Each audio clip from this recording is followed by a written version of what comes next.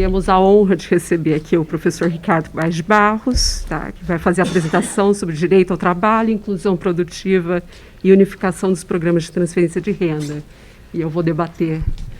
Tá? Bom, será uma honra debater esse. Bom, boa tarde a todos. Obrigado aí pelo convite de voltar aqui e ver tantas pessoas e ter a oportunidade de apresentar isso aqui para vocês. Então, eu vou tentar apresentar de uma maneira um pouco mais rápida o início, para poder concentrar um pouco mais na questão da unificação das transferências de renda, né, entendido aqui seguro-desemprego, abono, FGTS e tudo isso. História antiga. É a mesma história de sempre. Nada muito novo. A única coisa um pouco diferente, que eu vou falar também, tem isso também, mas é que a gente está trabalhando aqui, a gente incluiu aqui uma espécie de fundo de garantia para o trabalhador por conta própria. Quer dizer, como é que você consegue a questão é como é que você consegue a fidelidade, como é que você consegue identificar o cara e gerar a fidelidade dele ao teu programa. Isso eu vou falar um pouco, tá? Bom, então, são algumas contribuições que apareceram nesse trabalho que a gente fez para o Ministério, junto com o Zé Márcio, que é a mesma história de sempre, com o Kiko e o Miguel, que é a mesma história de sempre, e com o André também, que é a mesma história de sempre. Então, essa história já está rolando há muito tempo. Bom, eu acho que é importante a gente falar aqui muito rapidamente sobre os objetivos, que eu acho que um dos grandes problemas de muita política pública, mas em particular políticas no mercado de trabalho, é que a gente tem a descrição da política e a gente não sabe depois, vem cá, para que mesmo que a gente estava fazendo isso, qual que era o objetivo desse negócio. E o pessoal fica, proteger o trabalhador. Quem disse que os trabalhadores estão precisando de proteção, entendeu? Eles estão precisando de emprego, renda, etc. Não necessariamente de proteção, tá? Então, acho que vale a pena chamar a atenção aqui dos objetivos. E quais são os objetivos, como o Zé Paulo falou, os mesmos de sempre, né? Então, o que a gente quer, né? A gente quer garantir que a gente quer desenvolvimento humano, né? Uma coisa sã, a gente quer que todo mundo possa sonhar com a vida, com um estilo de vida e conseguir implementar esse estilo de vida. É isso que a gente quer, uma legislação trabalhista que sirva para isso, né? E a gente acha que isso só vai ser possível se todo mundo tiver acesso ao trabalho e, portanto, o direito social ao trabalho, que está lá no artigo 6º da nossa Constituição, tem que ser garantido para todo mundo tem que ter o direito ao trabalho, né? E isso, por acaso, é o ODS 8, só tem que a gente acha que esse direito ao trabalho, obviamente, a legislação tem que estar particularmente preocupada com o direito ao trabalho dos mais pobres e, portanto, o Objetivo de Desenvolvimento Sustentável, tá? Sustainable Development Goal, ou SDG, né? E, obviamente, você tem que ter uma atenção especial com os trabalhadores mais vulneráveis, o que te conecta diretamente com a ODS 1, que é o fim da pobreza, e, evidentemente, os trabalhadores, ninguém gosta de ter o seu consumo flutuando e, portanto, ninguém gosta de ter a sua renda flutuando. Então, parte da legislação dos programas de trabalho e renda são voltados para você garantir um certo seguro, de tal maneira que as pessoas possam se assegurar contra as flutuações de renda, e principalmente flutuações mais acentuadas na renda, que tem a ver com isso. E, por fim, e não menos importante, a legislação trabalhista tem que estar preocupada com a equidade, né, em particular, com qualquer coisa, pessoas com produtividades similares têm que ser tratadas de maneira similar pelo mercado de trabalho, e, portanto, toda a política antidiscriminatória está aqui, o que conecta a gente com a ODS 10, portanto, no final do dia, o que a gente quer é uma política eficaz para promover a garantia do trabalho para todo mundo, né, em particular para os mais vulneráveis, né? Garantir trabalho e renda para todo mundo, os mais vulneráveis. É isso aonde a gente quer chegar, né? Não é proteger ninguém, não é fazer nada disso, a gente quer trabalho e renda, porque isso é o que vai permitir as pessoas conseguirem implementar a vida que elas sonharam em ter e tinham razões para sonhar para ter aquela vida.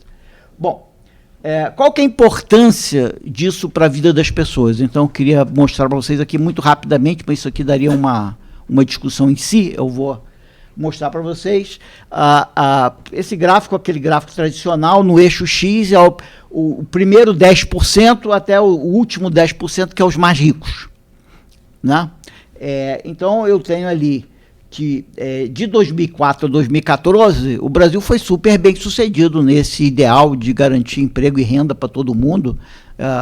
Foi impressionante. Os 10% mais pobres cresceram, eles achavam que estavam na China, eles cresceram 8% per capita por ano, todo ano, de 2004 a 2014. Obviamente teve uma pequena oscilação, mas não grandes oscilações, e aí, obviamente que a pobreza veio reduzindo dramaticamente. Então, se essa legislação e se essa política tinha o objetivo de fazer isso, mais ou menos ela fez. Obviamente a gente não sabe contrafactual, quer dizer, se tivesse uma política melhor, talvez tivesse feito muito mais do que isso, né? Mas com essa política, que eu vou argumentar que é meio maluca, ajudando, acho que mais atrapalhando, apesar disso a gente conseguiu um sucesso fantástico. O que eu acho é que a gente realmente vê a validade de uma política, de uma legislação e de programas de trabalho e renda, quando você entra numa recessão. Aí que você vê se esse negócio realmente ajuda ou atrapalha. Então, vale a pena olhar o período 2014 para agora, que são 7 anos difíceis. E aí a situação é essa aqui. Ou seja, é uma antiprosperidade compartilhada por todo mundo ali, todo mundo perdeu, até o último décimo. Agora, olha o que aconteceu com o último décimo, porque o objetivo da legislação e dos programas é proteger os mais vulneráveis. Então, o que aconteceu com os últimos décimos? Se ela é boa, ela no último décimo não ia sofrer com essa coisa, mas olha o que aconteceu com o último décimo. O último décimo, o cara caiu 7,5%, a renda per capita do último décimo caiu 7,5% todo ano, nos últimos 7 anos. Tá? Então, assim, você tem um problema grave de que essa política que devia estar protegendo os mais vulneráveis, absolutamente não está protegendo os mais vulneráveis. Ela está fazendo alguma outra coisa. Proteger os mais vulneráveis, ela não está, muito menos proteger a economia contra ciclos econômicos. Então, eu tenho um problema grave. Deixa eu mostrar para vocês, essa aqui é a evolução da pobreza, você percebe que ela sobe ali e tal, né? Não é só a pandemia, ela já vinha subindo, né? É a recessão e a pandemia. Essa é a extrema pobreza. Você percebe que de 2004 para 2014 você tem uma drástica redução e depois você tem uma subida. Mas eu queria mostrar para vocês que o problema não é classicamente, né, Macedo, quando a gente estudava pobreza lá atrás, o grande problema do brasileiro não era que ele não tinha trabalho, ele não tinha renda. Ele trabalhava muito e ganhava pouco. Só tem que agora não é mais assim. Porque, olha só, essa queda que teve, a renda per capita de 2014 para 2021 caiu 42% entre os 10% mais pobres. E aquele número lá, 78%, quer dizer o seguinte: se a taxa de ocupação nesse grupo tivesse ficado parada, a taxa de ocupação, 80% dessa queda não teria acontecido. Ou seja, 80% dessa queda foi por causa de uma queda na taxa de ocupação. Então, ao contrário do Brasil tradicional, quer dizer, os americanos não entendiam, o Gary Fields, quando veio no Brasil há, 30 anos atrás, ele não entendia nada. Falou, cara, como é que pode ter pobre se o cara está trabalhando? O cara está trabalhando e é pobre? Isso não existe. Quem trabalha não é pobre. Não, no Brasil quem trabalha é pobre porque o cara ganhava muito pouco. Deixou de ser. Agora, quem é pobre é quem não consegue trabalhar, tá? Porque o salário não caiu tanto, tá? Embora desse grupo. Então, olha só, aqui eu não peguei o dado do Brasil, mas por acaso eu estava fazendo um trabalho para São Paulo, então estou te dando dado de São Paulo, mas para o Brasil não deve ser muito diferente, não. Olha só, a taxa de ocupação em São Paulo já recuperou, já está em quase 60%, taxa de ocupação, ocupados pela população em idade ativa, tá? Já está em 60%. Olha como que está a taxa de ocupação dos 5% mais pobres. Está em 10%. 10% dos trabalhadores, 10% da população em idade ativa, entre os 5% mais pobres de São Paulo, estão ocupados.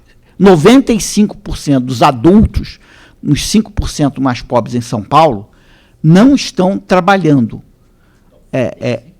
O quê? 90% dos adultos entre os 5% mais pobres de São Paulo, que é 2 milhões e pouco de pessoas, né? Já não me lembro mais de quanto, eu acho que é 1 milhão, não sei, 1 milhão mais ou menos não sei, 1 milhão e 600 de adultos, alguma coisa desse tipo.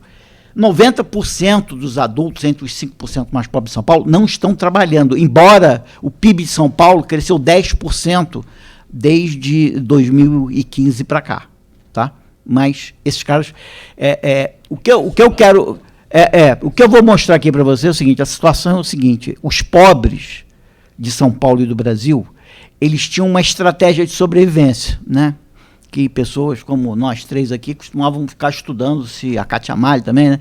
Se essas estratégias de sobrevivência serviam para alguma coisa e tiravam o cara da pobreza. Só tem que a recessão mais a pandemia destruiu essas estratégias de sobrevivência. O cara perdeu o contato com a economia e não está conseguindo estabelecer esse contato.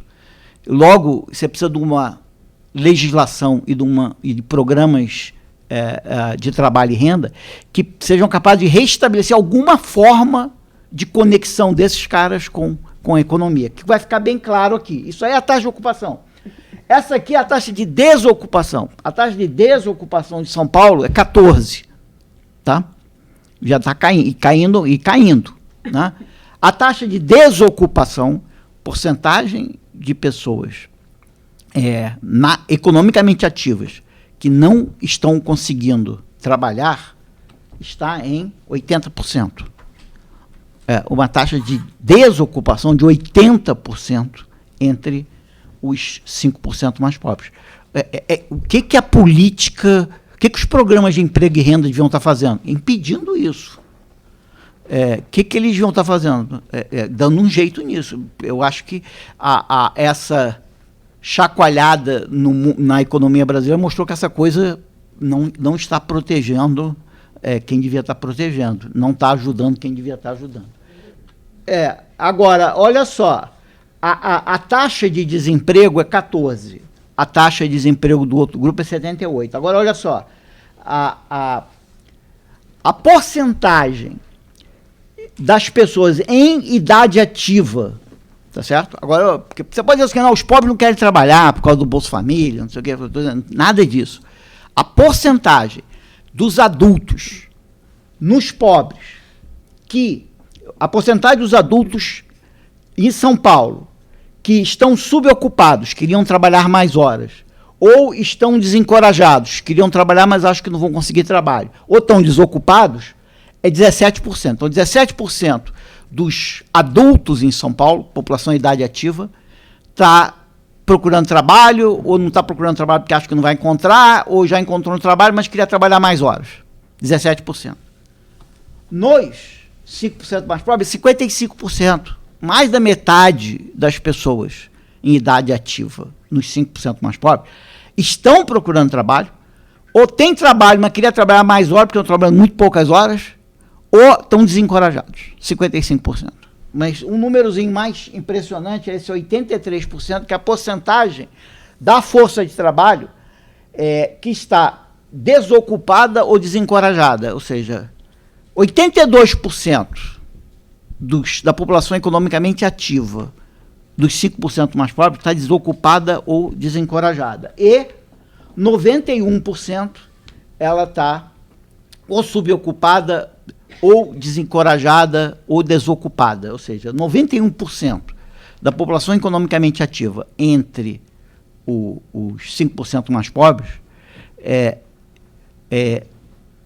não está conseguindo emprego, acha que não vai conseguir, ou conseguiu um emprego que está subocupado. Ou seja, o problema deles é falta de trabalho. Falta de trabalho. Essa é a história. E o que a legislação devia fazer é, de alguma maneira, acomodar esses caras.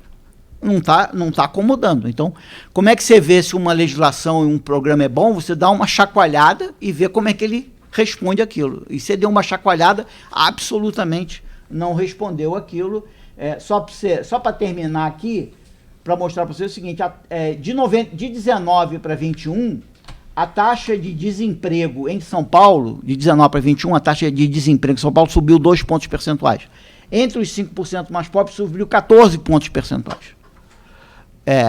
Ou seja, você tem um problema entre os mais pobres sobre trabalho. E qual era o nosso objetivo? Trabalho para todos, principalmente para os mais pobres. PK, esse objetivo nós não estamos conseguindo. Logo, aqui só para vocês verem, isso aqui é a evolução da renda dos mais pobres. Né? E enquanto que São Paulo, a renda do trabalho dos mais pobres já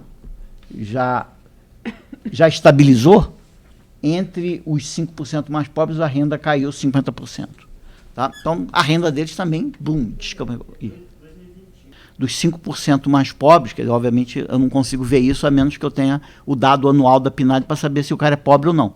Tá? Mas eu te garanto o seguinte, esse não é um problema da pandemia, isso já vinha de 2014 a 2019. 2014 a 2019, a taxa de desemprego desses caras já tinha subido lá na China.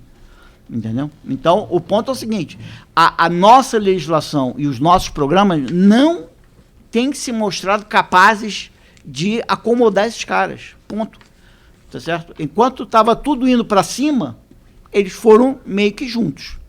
Tá certo? Na verdade, a renda deles cresceu muito mais do que a produtividade do país. Não sei exatamente como e nem se era sustentável, mas que cresceu, cresceu. Tá? PB, esse 5% está no campo, ou na cidade, ou nos dois? Em São Paulo é tudo... periferia. Tudo região metropolitana de São Paulo. Principalmente...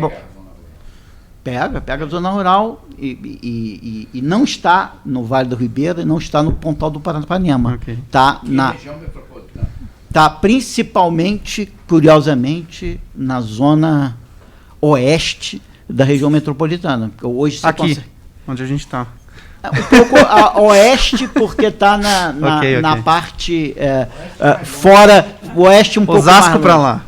Osasco, inclusive, né? Ok. Mas hoje dá para ver. E o desemprego, a falta de trabalho está exatamente aí. Ou seja, é grave porque assim, o Brasil hoje tem 200 mil pessoas em situação de rua. E São Paulo contribui com umas 40 mil, a cidade de São Paulo.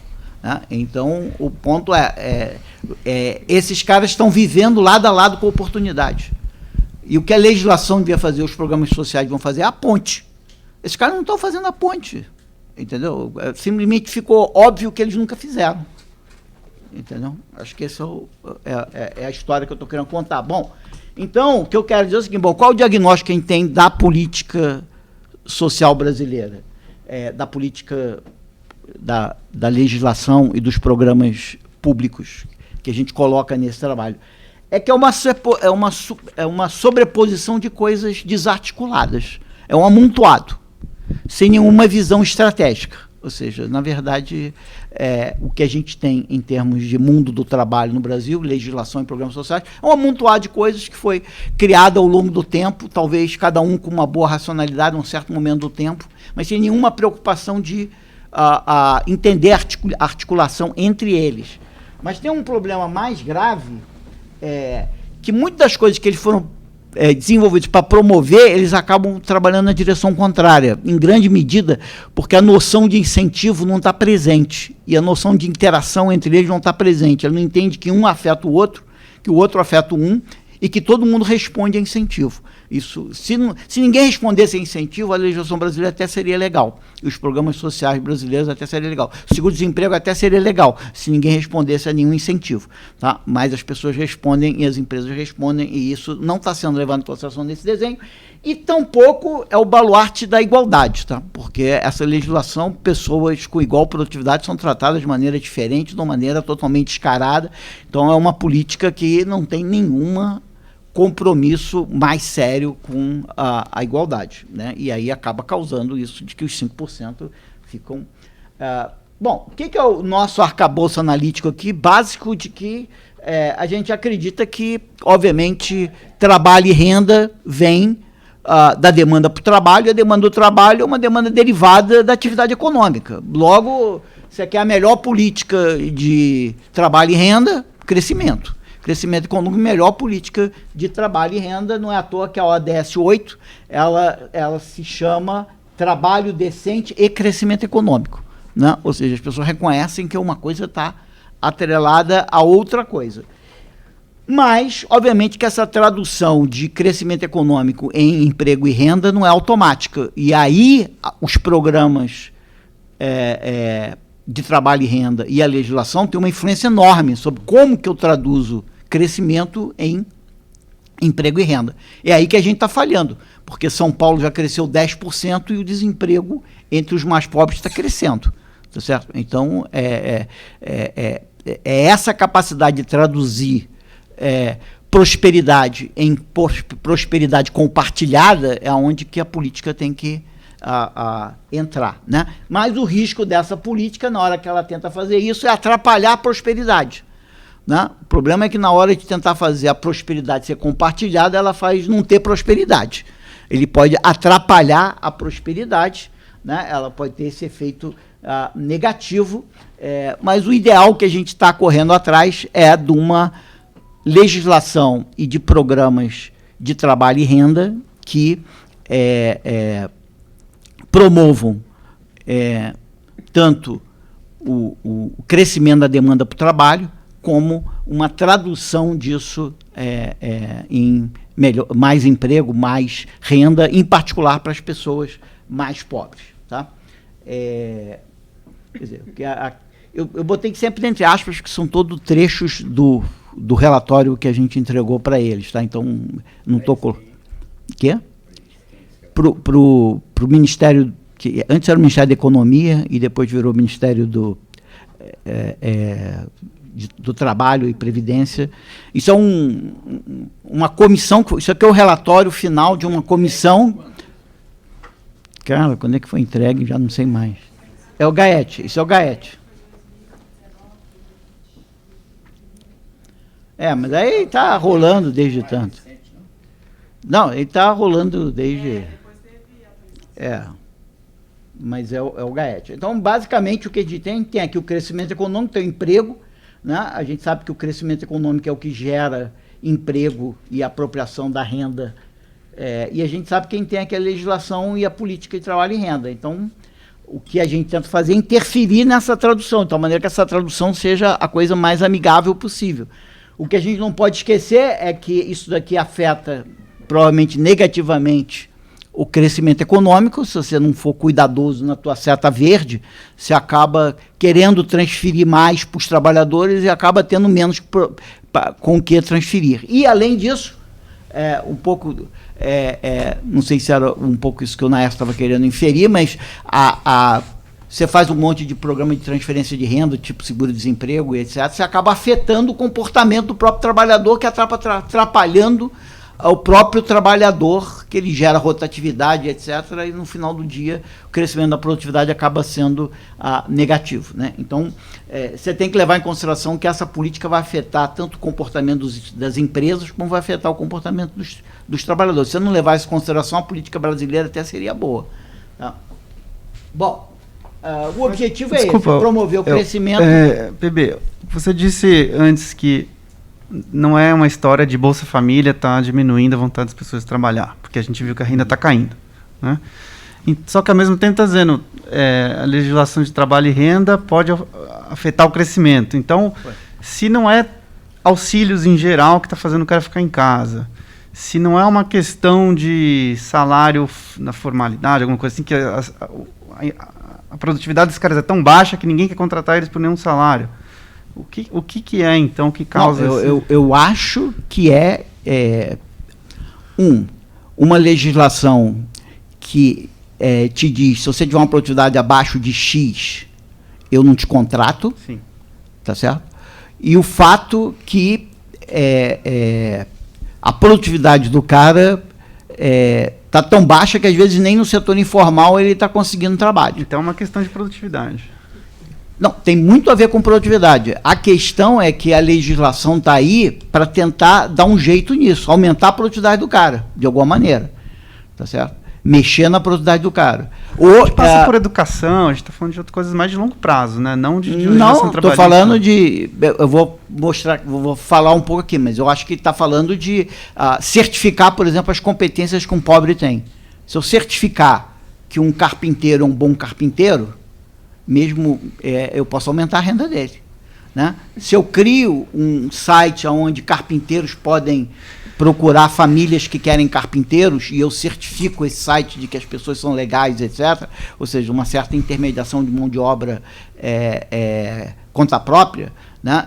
Eu posso conseguir trabalho para esses caras, ou seja, eu posso fazer arranjos produtivos locais que vai envolver o que esses caras fazem, ou seja, desde que você acredita que esses caras têm um enorme potencial humano, eles são inteligentes e têm um enorme potencial humano, a gente está cometendo algum erro de não ser capaz de aproveitar esse potencial humano deles. Eles são produtivos, eles não estão produtivos. Eles podem se tornar produtivos. Para isso você precisa de um programa que vá promover isso, mas tem muito a ver com você elevar a produtividade do cara. Tá certo? E eu acho que o que aconteceu no Brasil com a recessão e a pandemia é que esses caras tinham uma maneira de se enganchar na economia que era quase imperceptível. De repente a gente balançou, eles desconectaram, a locomotiva foi embora e os caras perderam o barco e eles não conseguem se conectar de novo, tá certo? Então, assim, uma coisa anedótica, digamos, eu tinha uma empregada que ia na minha casa praticamente todo dia limpar lá, de repente com a pandemia e tal, eu descobri que se ela for uma vez por semana é suficiente, aí não preciso mais dela os 7 dias. Aumentou a produtividade. Não, eu não sei se ela aumentou a produtividade. Diminui as horas. Não sei se aumentou a renda dela, mas eu digo, mas reduziu o número de postos de trabalho, o número de horas trabalhadas. Ela vai reclamar que está subempregada porque ela não está trabalhando o número de horas que ela gostaria de trabalhar. Você ficou mais produtivo. Não sei o que as pessoas, não sei o que as pessoas passaram a fazer. Não sei o que as pessoas passaram a fazer, mas eu estou dizendo o seguinte: a questão você tem uma quantidade grande de pessoas pobres que não estão conseguindo se conectar no mundo do trabalho. E não é porque eles não são talentosos, sim. É porque a gente não está sendo capaz de explorar e desenvolver os talentos deles. Então é um argumento de fricção e requalificação, né? De mismatch de habilidade? Ou fricção de mercado, que o cara não encontra. Não, eu acho que o mercado simplesmente deixou de demandar aquelas habilidades. Então, mismatch, ele não quer aquilo mais. Mismatch okay. É mais estrutural do que um mismatch, mas é isso. Ou seja, você deixou de demandar aquelas coisas, você tem que pegar aquelas pessoas e reintroduzir no século XXI de uma maneira realmente produtiva. É para isso que serve os programas de trabalho e renda, para pegar essas pessoas que hoje estão com dificuldade de entrar no mercado de trabalho, descobrir qual é o potencial delas e inserir essas pessoas no mundo do trabalho. Tá? Bom,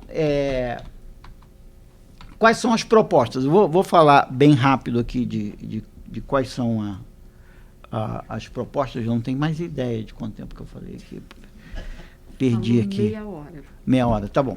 Então, não vou entrar para poder falar um pouco para vocês, talvez, talvez o que seja mais diferente aqui, que é a proposta de um FGTS, entre aspas, quer dizer, um FG, que é um fundo de garantia para o conta própria. Tá?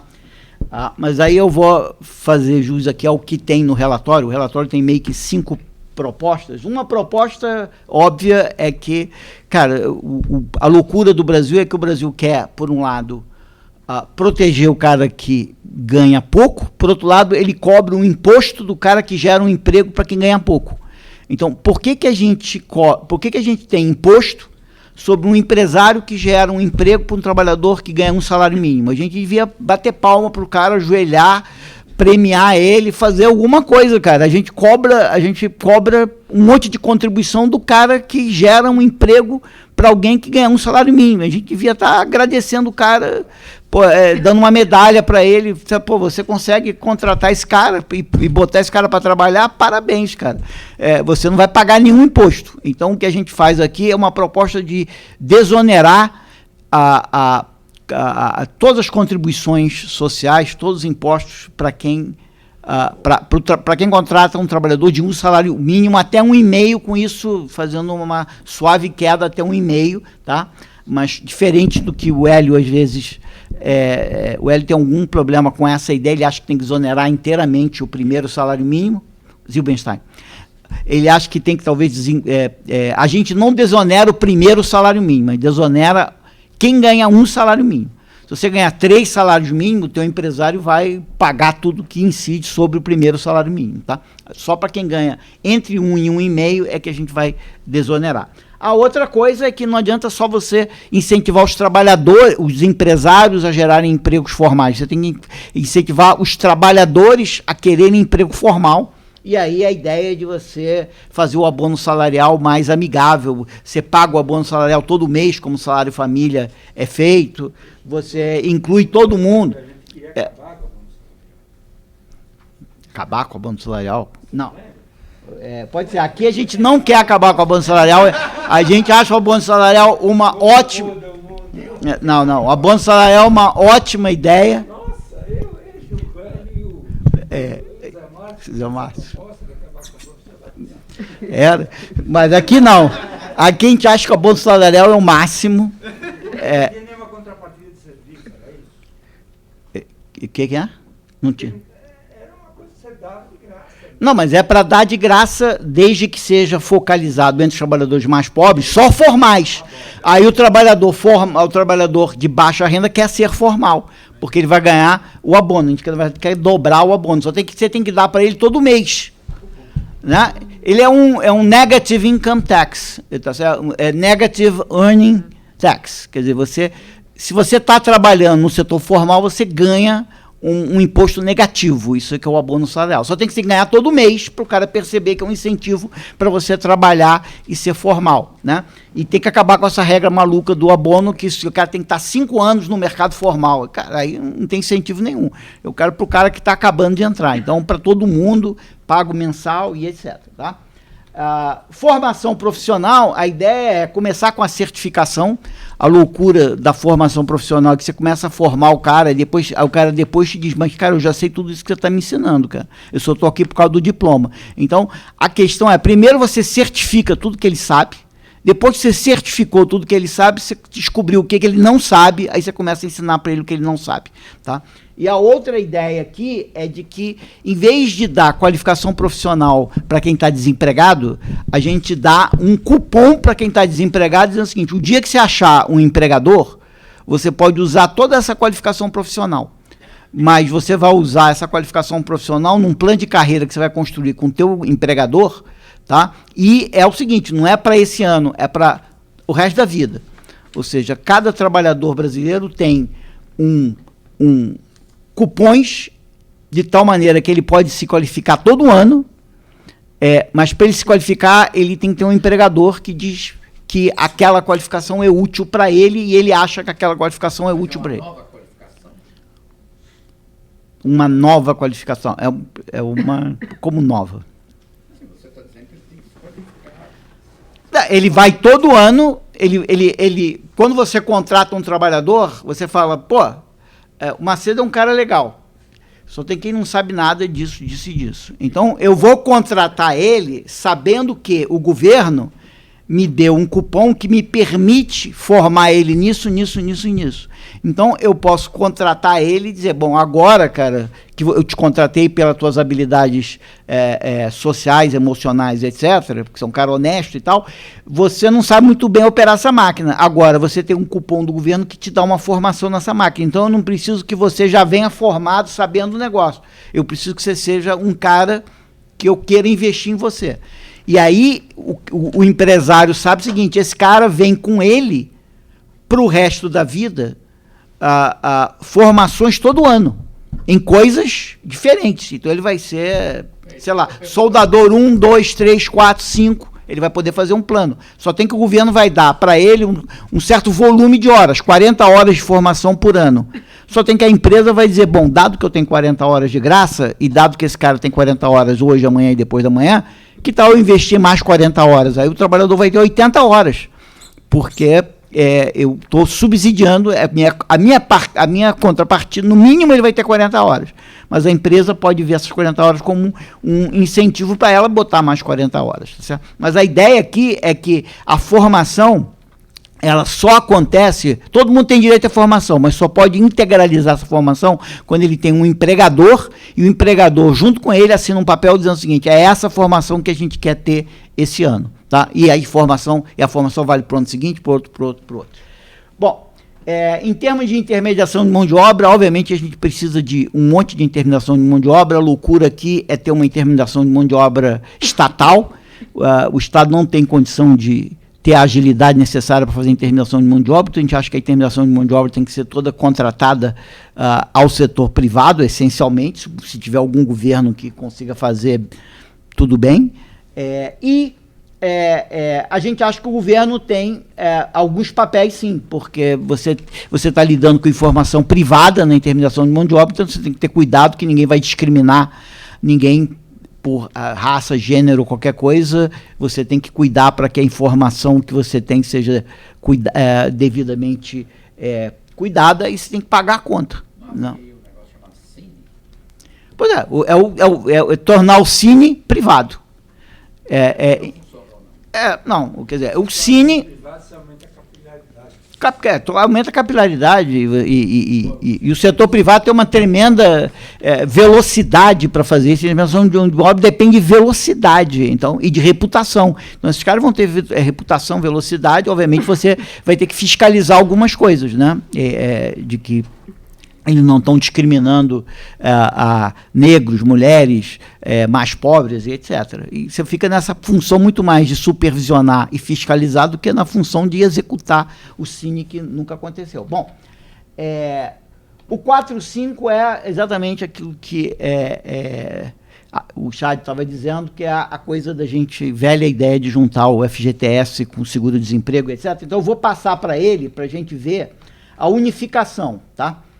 Então, aqui simplesmente está dizendo o seguinte, a gente tem que fazer as coisas graduais, não é essa coisa tipo um salário mínimo para quem ganha menos de 2 e depois 0, quer dizer, então tem que ter uma ladeirinha, tá? Mas o que importa é isso aqui, tá? O que a gente está dizendo aqui é o seguinte, como é que a gente vai, e aí, Chad, eu achava que essa era a nossa proposta, não era o fim do abono não, mas pode ser que tinha o fim do abono também, mas a ideia é que isso aqui é o fim do seguro-desemprego. Porque a ideia aqui é o seguinte, se você ficar desempregado, boa sorte, mas não tem nada a ver com isso. O que eu vou fazer é o seguinte, a melhor maneira de seguro é o autosseguro. Então, eu vou fazer uma autopoupança. Na verdade, o FGTS, ele só é criticado pra caramba porque ele... Mas você tem um livrinho sobre FGTS, não tem? Contigo. Pois é.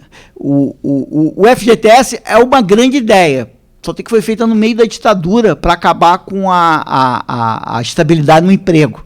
E aí ficou meio esquisito. Mas o FGTS é uma grande ideia, porque o FGTS é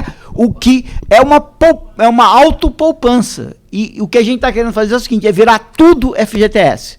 Só tem que o que acontece é o seguinte, o problema do FGTS é que eu faço a poupança obrigando a empresa a fazer a poupança. Para o trabalhador com renda alta, tudo bem. Para o trabalhador pobre, demora muito tempo para o cara ter uma poupança razoável.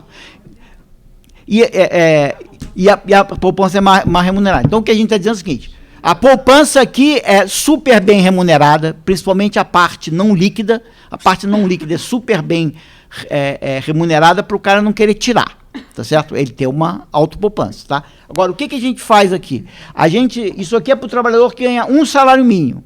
O trabalhador que ganha um salário mínimo, ele vai ganhar, por essa rede, 6 salários do governo. Então, olha só, o trabalhador, ele vai ganhar 12 ou 13, mais 6. O governo vai, para cada trabalhador que tem um salário mínimo, o governo brasileiro hoje tem, isso aqui é orçamentariamente neutro. O governo brasileiro hoje tem condição, né, de dar a 6 salários mínimos para o trabalhador que ganha um salário mínimo. É claro que ele não vai dar para o cara que ganha um monte de... O cara que ganha um salário mínimo vai dar 6 salários mínimos. O que vai ser isso? Vai ser... Não, desculpa, não é bem o governo. O governo vai dar 5. Um é o FGTS atual. Quer dizer, o FGTS atual, um ano você acumula um salário. Mas é muito pouco com uma autopoupança. Um salário por ano é muito pouco. Aí o que a gente vai fazer? A gente vai pegar um abono extra e vai dar um abono extra não líquido. Então a gente fala, vai pegar o dinheiro, um dinheiro de abono, vai botar num líquido, tá? Como que a gente vai fazer isso? Em particular, a multa do FGTS e para o trabalhador é o maior desincentivo, é o maior incentivo para o cara eventualmente pedir demissão. Então a multa, o empregador tem que pagar, mas vai para o governo, vai para esse fundo que vira o abono, tá? Então eu tenho um outro abono aqui, um outro salário, e mais 2 salários que vêm de seguro-desemprego. Em vez de eu pagar o seguro-desemprego depois, eu pago antes. Enquanto você está trabalhando, eu pego o dinheiro de seguro-desemprego e vou botando no teu FGTS. Ou seja, eu vou fazendo a tua poupança e é um incentivo para você ficar empregado. Porque eu estou te dando, enquanto você está empregado, fiquei desempregado. Agora se vira, cara. Eu te dei enquanto você estava empregado. Tá? Então, enquanto você estiver empregado, eu boto 2 salários mínimos por ano na tua conta. Tá? Pode ter acesso a isso? Aí eu vou te falar do acesso. Aí, e mais você ganha, além disso, um abono para um salário por ano, que é o abono líquido, e você ganha um salário família líquido. Então você ganha 2 salários. Isso aqui tudo vai virar uma coisa só. Esses nomes, por enquanto, são só orçamentários, só para você ter uma ideia. O que o cara vai ter é o seguinte: todo ano eu vou botar 4 salários na conta dele. 1 por causa do FGTS e 3 governamentais. E 2 salários de prêmio por você estar querendo trabalhar no setor formal. Tá? No segundo ano, a mesma coisa. Aí no terceiro ano, o que acontece? Eu começo a diminuir a parte não líquida. A parte líquida vira 2 salários. E a parte líquida, ou seja, que ele pode usar naquele mês, vira 3 salários por ano. Ele tem 3 salários por ano, em vez de ter 12º, ele tem 13º, 14º, 15º. Qualquer trabalhador formal vai ter 3 salários a partir do terceiro ano. Tá? A partir do 4º ano, só tem FGTS travado, só tem FGTS trabalho, e ele tem 3 salários a mais todo ano. Ou seja, o governo ele vai dar para cada trabalhador no setor formal 3 salários a mais todo ano líquidos. E a partir do 6º ano, o FGTS que ele deposita é líquido. Ou seja, o que isso te dá é uma coisa desse tipo, que você vai acumular 12, o cara que ganha um salário mínimo, ele em 4 anos, ele tem um fundo com 11 salários mínimos. E depois ele tem 12 e nunca mais passa de 12. Ou seja, nosso teto para o FGTS é 12 salários mínimos, 12 mil reais, vamos dizer. 12 salários mínimos é o teto para o FGTS, a partir daí é tudo líquido. 12 salários mínimos é o fundo. É o fundo acumulado que você tem. Você tem 12 salários mínimos, daí para frente é tudo líquido. Tá? E esses 12 salários mínimos são pagos com juros altos, provavelmente subsidiados, para você querer manter essa poupança lá. Tá? Mas a ideia aqui é o seguinte: você ficou desempregado, o que você ganha? Nada. A única coisa que você ganha é quando você está empregado. Mas você vai gerar um bolo grande de dinheiro. Quem vai controlar isso, né? Porque todo o problema hoje é onde investir esse dinheiro, né? O político vai querer pegar isso e vai investir em hidrelétrica na Amazônia. Não, é tua...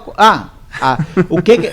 Não, que é o que foi feito. Quer dizer, você tem uma... É igual o FGTS, você tem uma conta... Então, mas o FGTS hoje... Sim, esse é o grande problema político, cara, né? Tudo bem, mas não estamos resolvendo o problema... a Previdência é a mesma coisa. Mal remunerado porque é mal investido.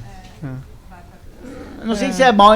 Quer dizer, ele é usado para fazer a política habitacional brasileira. Isso.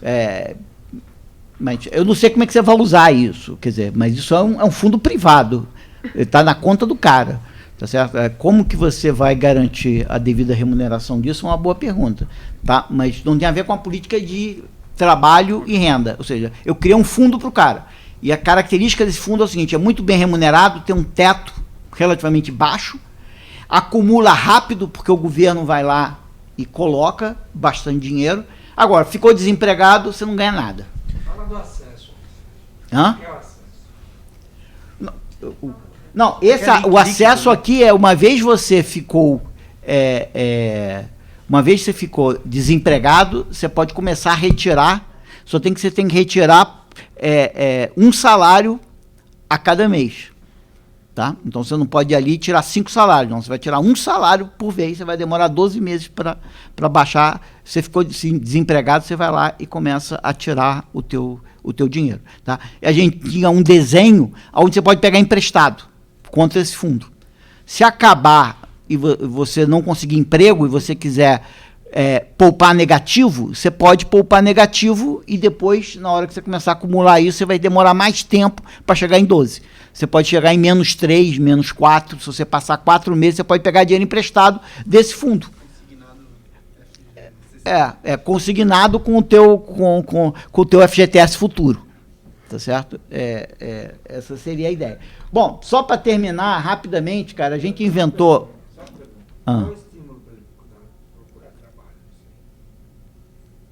Qual o estímulo para ele? Procurar trabalho. Para ele procurar trabalho, ele vai receber isso tudo aqui do governo. Ele vai receber 6 salários. Procurar um trabalho formal. Se ele for empregado formal, ele ganha 13 salários mínimos mais 6.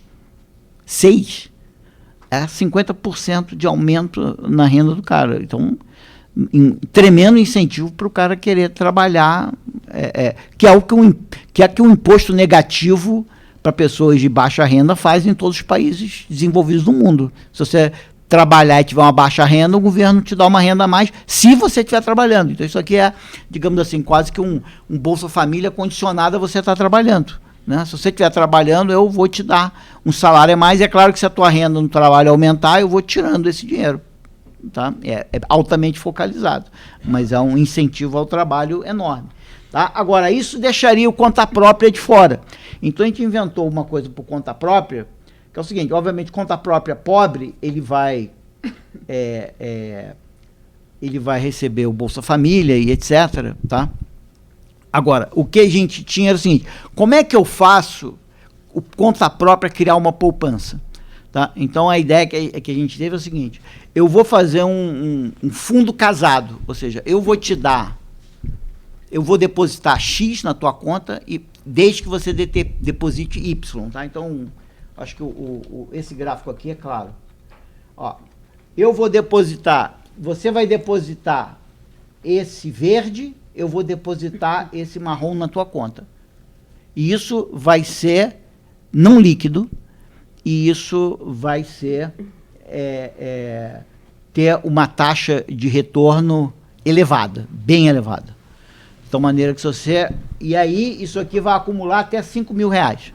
Ou seja, eu quero que todo trabalhador, todo MEI, todo conta própria que tenha um faturamento menor do que R$40.000 por ano, e depois isso vai diminuindo, dependendo até R$80.000, que é acho que o limite para o MEI hoje. Isso é uma poupança. Eu tô te encorajando a formar uma poupança de R$5.000. Tá certo? Você pode escolher outros valores. A gente tinha escolhido aqui R$5.000. Onde, na verdade, 75% disso é dinheiro público. E 25% é teu dinheiro. Mas eu só boto o meu se você botar o seu.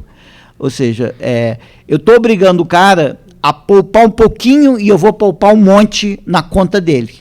Se ele for um MEI com um baixo faturamento. Tá? E aí, e isso isso fica congelado, né?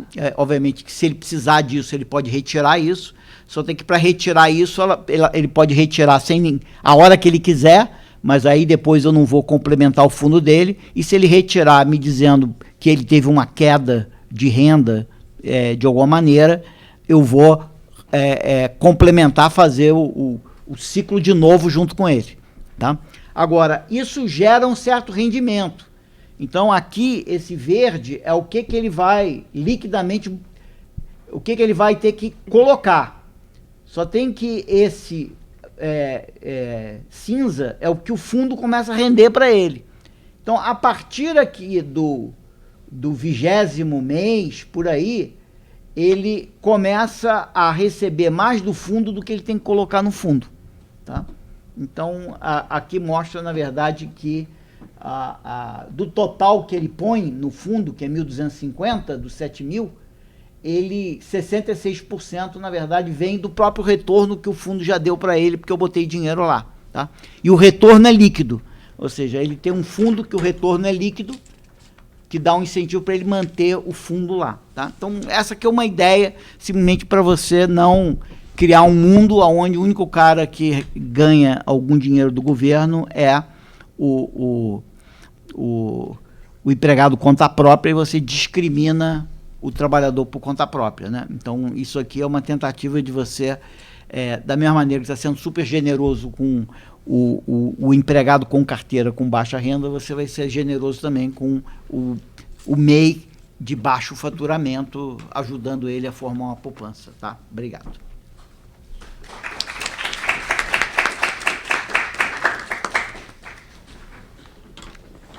Obrigada, PB, pela excelente apresentação. Meus comentários se basearam no estudo que você liderou, que é uma dos anexos do GAET, uma das partes do GAET, que é o estudo de economia do trabalho.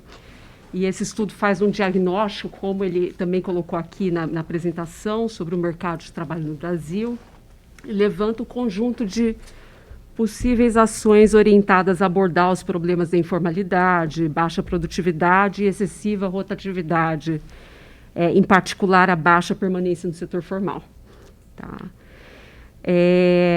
Além disso, todas as ações elas buscam, diante desse diagnóstico, né, focalizar nos grupos mais vulneráveis da população, ou seja, focalizar todas as ações, dado que esse número alarmante aí de que mais de, não lembro, 80% ou 90% dos pobres, dos 5% mais pobres de São Paulo, estão desocupados, dos adultos.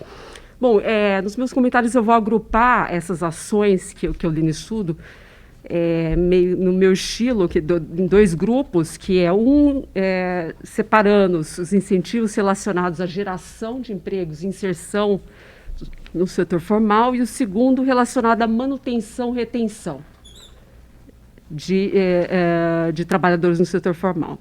Com relação à geração de empregos formais, para incentivar as empresas, o estudo propõe uma redução dos encargos trabalhistas, tá? E um desenho sugerido seria a mudança progressiva na alíquota do INSS patronal, de acordo com o salário, com alíquotas que variam de 0 a valores atuais, para quem recebe de um salário mínimo a 1,5, e isso se daria de forma gradativa para evitar aquele problema de descontinuidade brusca aí na redução das alíquotas. Tá? Esse é um modelo comum, isso é um modelo adotado em vários países, Inglaterra, Alemanha, França, então, de certa forma, aí tem um benchmark para ser seguido.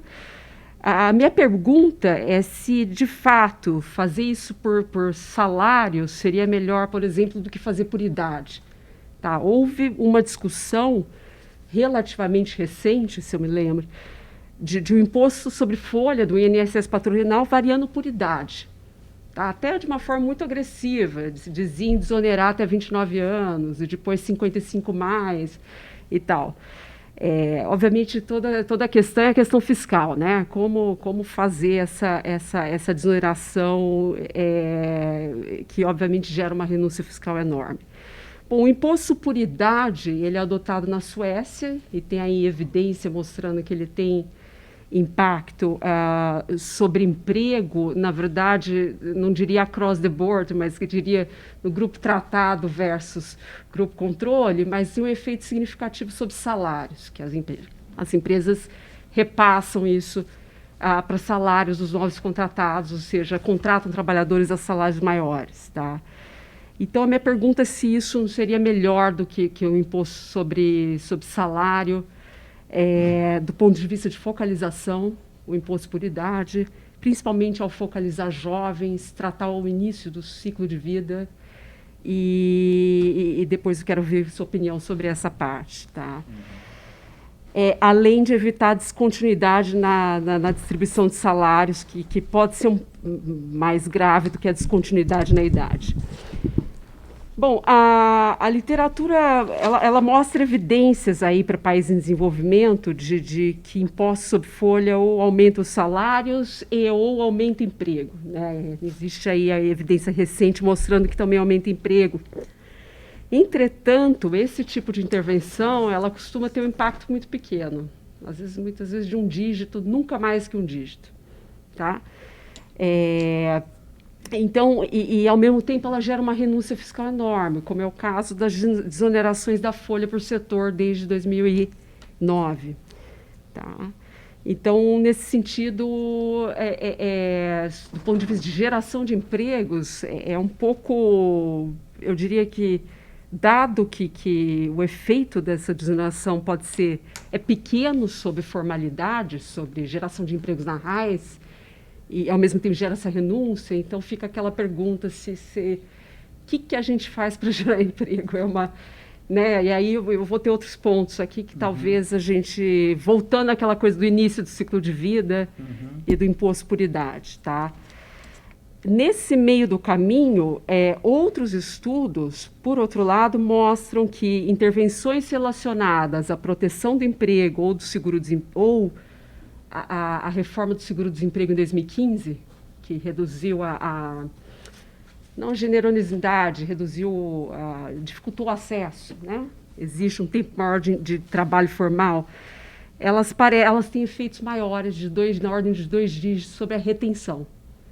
Tá? Então, eu acho que a gente está falando aqui numa coisa muito importante, que é não só a inclusão produtiva, mas a gente tem que ter foco também na não exclusão produtiva, que é reter as pessoas no setor formal. E por aí eu acho que reformas no sentido de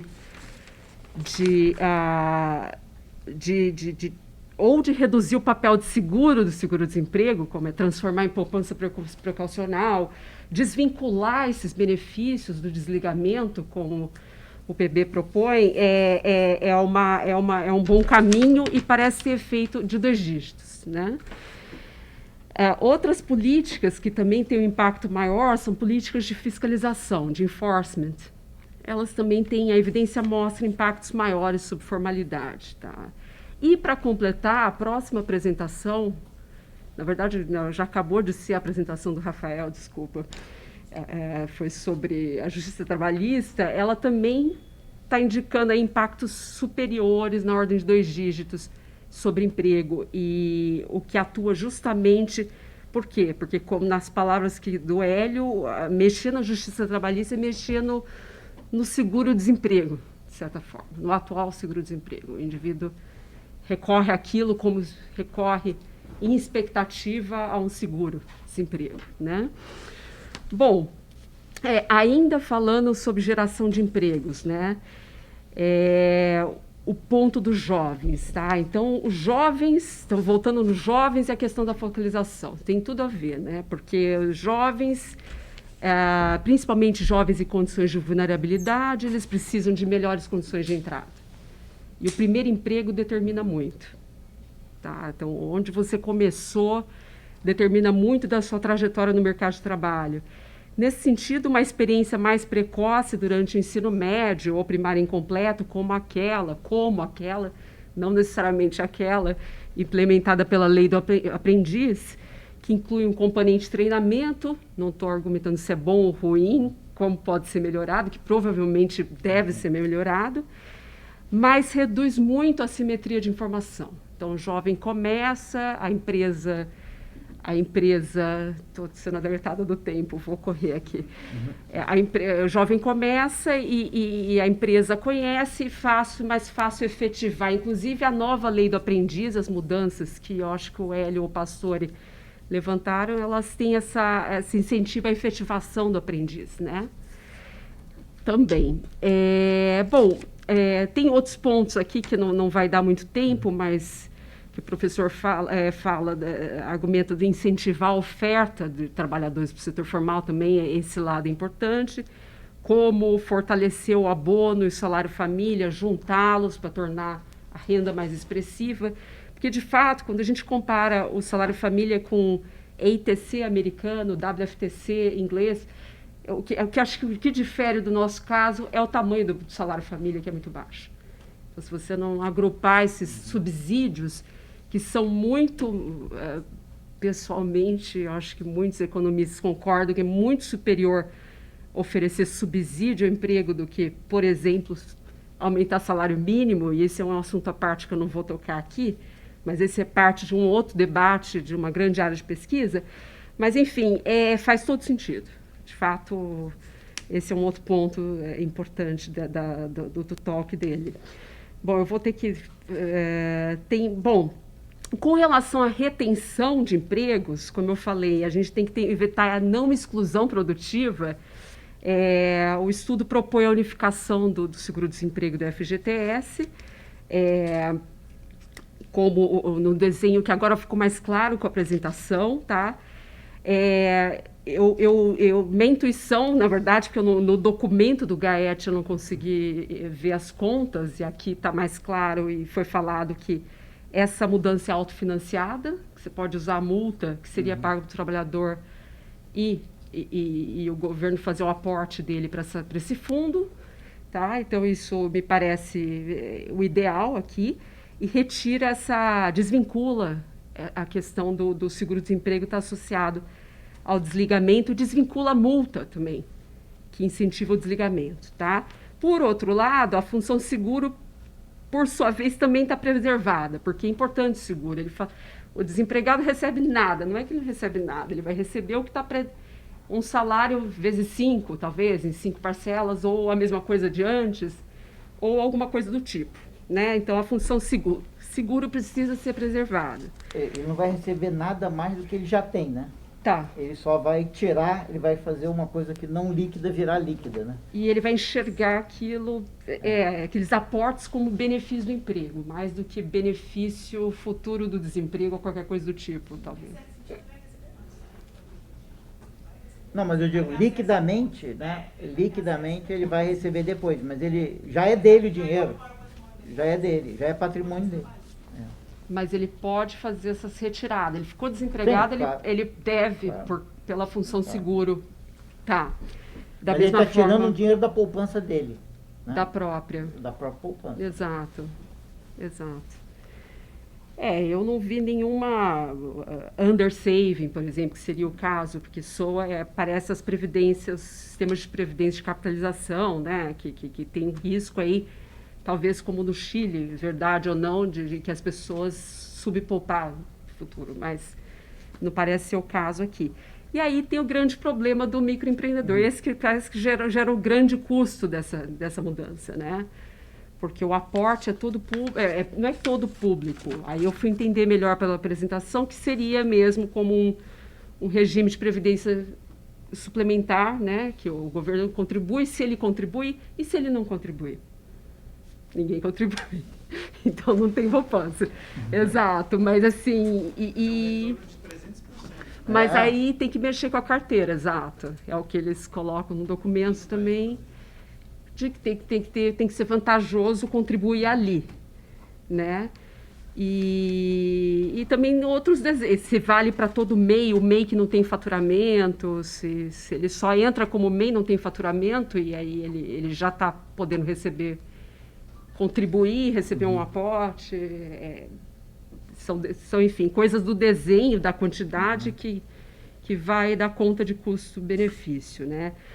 Por fim, eu não entendi muito bem como vai ser feita essa intermediação, tá? Porque eu não entendi, depois ficou mais claro que que a ideia é que seja privada, e aí ficou bem mais claro, porque os programas de intermediação são super caros.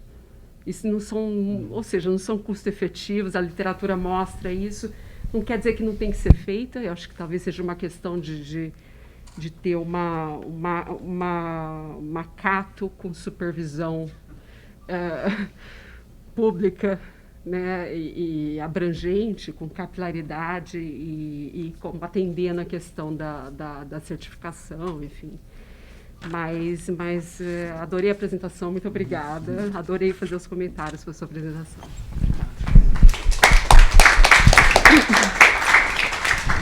Não, muito rápido aqui. Super obrigado. Quer dizer, eu acho que depois a gente pode conversar muito mais, que pelo jeito você tem muito mais coisas aí que a gente devia ter conversado contigo antes de... mas tem muita coisa interessante no que você falou e tenho certeza que você tem outras coisas aí anotadas, então depois se você puder compartilhar com a gente essas tuas anotações, vai ser bem legal. Eu diria só o seguinte, sem tentar ser justo aqui com teus comentários, que são super ricos, eu diria o seguinte: sobre cobrar qualquer imposto sobre o empresário, ou qualquer imposto, qualquer contribuição social sobre um empresário que gera um emprego com carteira, eu diria o seguinte: eu não quero nem calcular qual é a elasticidade, e se é um dígito ou 2 dígitos. Simplesmente parece absurdo. Para um cara que está fazendo um tremendo favor, uma tremenda contribuição social de empregar esse cara, eu cobrar qualquer coisa dele, eu devia estar subsidiando esse cara, não taxando esse cara, entendeu? Então, eu concordo contigo, pode ser que o efeito seja pequeno, pode ser que o déficit, a perda fiscal seja grande, mas, desculpa, você está fazendo uma coleta fiscal no lugar errado. Vai procurar esse dinheiro em outro canto, porque aqui eu acho que é meio que inadequado. Quer dizer, aumenta a alíquota para o cara com uma renda maior. Eu acho que essa questão etária é uma questão separada. Quer dizer, eu acho que você pode querer ter uma política, você pode ter uma legislação e programas de trabalho e renda diferenciados por idade, né? Na medida em que o jovem está com maior dificuldade de ingressar no mercado de trabalho e etc, etc. No fundo, a gente não tratou dessa questão, mas eu não discuto, se bem que eu acho que a questão essa questão ela é delicada, porque eu preciso realmente entender por que a rotatividade no jovem é alta. Porque às vezes parte da rotatividade de um jovem alta porque o jovem quer uma rotatividade alta, porque ele quer experimentar várias coisas. Aí eu estou tentando, às vezes, travar a rotatividade dele, ele diz: cara, mas eu quero rodar, cara, eu quero conhecer o mundo, eu quero conhecer várias ocupações. Então, às vezes, num jovem, eu não sei se eu tenho que assisti-lo na rotatividade dele porque ele quer rodar, ou se eu tenho que, na verdade, travar a rotatividade dele. Então, mas eu acho que você precisa ter uma política diferenciada por idade, porque são problemas diferentes, né? Eu só acho que é mais complicado do que o que a gente tratou ali, tá? Sobre a fiscalização, eu tenho uma visão muito clara nisso, que é o seguinte: se a lei não é justa, gera desobediência civil. E aí eu não sei se eu quero fiscalizar desobediência civil justa.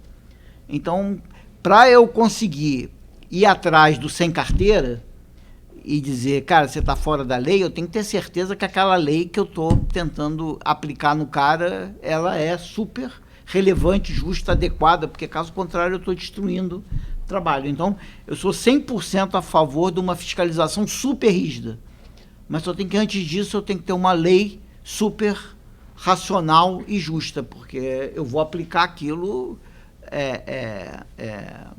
sei lá, propriedade privada, a gente é bem radical na fiscalização, porque a gente está convencido de que a lei é muito justa, né? Agora, o problema da legislação trabalhista é que é uma confusão, a gente não sabe o que é realmente adequado, eu devo fiscalizar, entendeu? Eu acho que isso mas é isso, obrigado, e pô, se você puder mandar seus comentários vai ser super legal, e talvez a gente possa depois marcar para bater um papo sobre o que você falou. Legal. Obrigado então de novo.